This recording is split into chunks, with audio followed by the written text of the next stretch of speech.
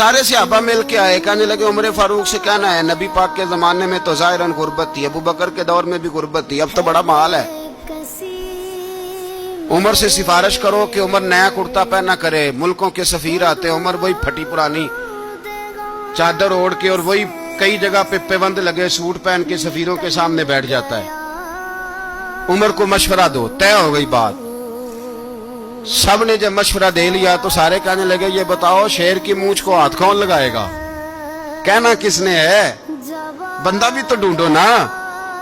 نے کہا جناب میرا یہ خیال ہے کہ مولا علی شیر خدا کہیں گے، کیونکہ جس شخص کی عمر کو سب سے زیادہ حیا کرتے دیکھا وہ شیر خدا مولا علی ہے، رضی اللہ تعالی علی کہیں گے۔ اس لیے کہ جناب علی تو کئی دفعہ جب گفتگو کرتے تھے تو حضرت عمر چپ کر جاتے تھے اور فرماتے تھے علی نہ ہوتا تو میں ہلاک ہو جاتا۔ تو کہا علی سے کہو۔ جناب علی شیر خدا کو بلایا، کس کام کے لیے؟ جی اللہ اکبر۔ یہ ذرا آپ نے اس دور پہ اس بات کو ذرا کہا جناب ان سے کہیں کہ زیادہ نہیں، ایک کرتا نیا پہن لے، سفیر آتے ہیں وزیر آتے ہیں تو ایک کرتا نیا پہن لے۔ حضرت علی کو بلایا، آپ فرمانے لگے کوئی اور بات ہوتی تو میں کہہ دیتا، یہ والی میں نہیں کہہ سکتا۔ کوئی اور ہوتی تو میں عمر کو کئی دفعہ کہہ دیتا ہوں، جلال میں بھی تو سن، یہ والی میں نہیں کہہ سکتا۔ میں تمہیں ایک مشورہ دیتا ہوں۔ کہ وہ کیا؟ کہنے لگے سید عائشہ صدیقہ سے کہو، وہ مومنوں کی ماں ہیں، عمر ٹالے گا نہیں۔ اماں جی سے جا کے کہا اماں جی نیا کرتا عمر سے کہیں پہن لیں، وزیر آتے ہیں بڑے بڑے لوگ تو چلو کوئی حرج نہیں۔ اماں جی نے کہا اچھا کوئی بات نہیں میں بلا لیتی ہوں۔ جناب عائشہ نے پیغام بھیجا، جب خادم نے کہا نا مصطفیٰ کے گھر سے پیغام آیا ہے تو 20 لوگ بیٹھے تھے، عمر کانپتے ہوئے اٹھے، کانپتے دوڑے۔ حضرت عائشہ پردے میں تھی تو فرماتی ہیں عمر اتحیات کی حالت میں بیٹھ گئے۔ کہا اماں جی دیر تو نہیں ہو گئی مجھے آنے میں؟ کہا نہیں ٹائم پہ آ گئے ہو۔ کس لیے بلایا تھا؟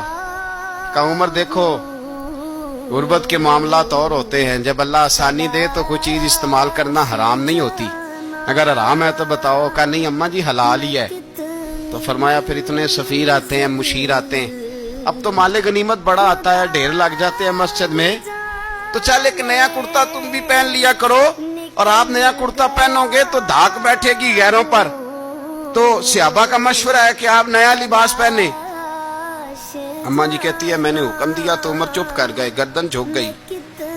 تھوڑی دیر کے بعد سیدنا عمر فاروق نے سر اٹھایا تو داڑھی پہ آنسو گر رہے تھے، رو پڑے، کہنے لگے پاک محبوب کی پاک بیوی جیسے حکم کرتی ہو میں حاضر ہوں، پر مجھے وہ والا لباس پہنانا جو میرے مصطفیٰ نے پسند فرمایا ہے۔